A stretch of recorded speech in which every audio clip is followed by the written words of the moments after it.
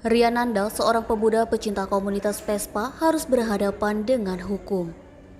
Rian duduk di kursi pesakitan Pengadilan Negeri Palembang untuk mempertanggungjawabkan perbuatannya atas penyalahgunaan narkoba. Ulah Rian terbongkar setelah nekat menyelundupkan 2 paket ganja dari Medan seberat 133 gram melalui jaksa ekspedisi resmi. Majelis Hakim PN Palembang diketuai Sahlan Effendi mengagendakan sidang mendengarkan keterangan saksi sekaligus keterangan terdakwa Riananda pada Kamis 22 September 2022.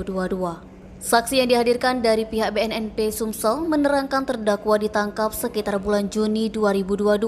Bermula adanya informasi adanya pengiriman 2 paket ganja dari Medan tujuan Palembang oleh ekspedisi yang beralamat Jalan Setunggal Geria Mutiara Indah, Blok N nomor 1, Kelurahan Sukamaju, Kecamatan Sako, Kota Palembang. Saat dilakukan penyelidikan, benar adanya salah satu gudang ekspedisi JNT Sako. Terdakwa diamankan saat itu sedang mengambil paket tersebut.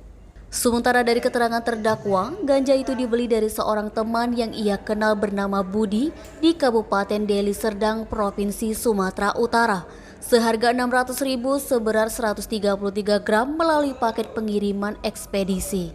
Dikatakannya, ganja sebanyak itu digunakan untuk pakai sendiri saat berkumpul dengan teman-teman sesama komunitas pecinta Vespa.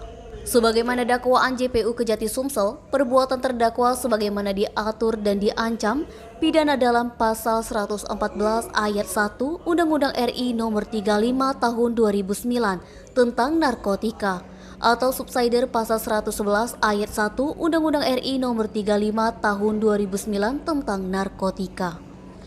Fadli, Sumeko TV melaporkan.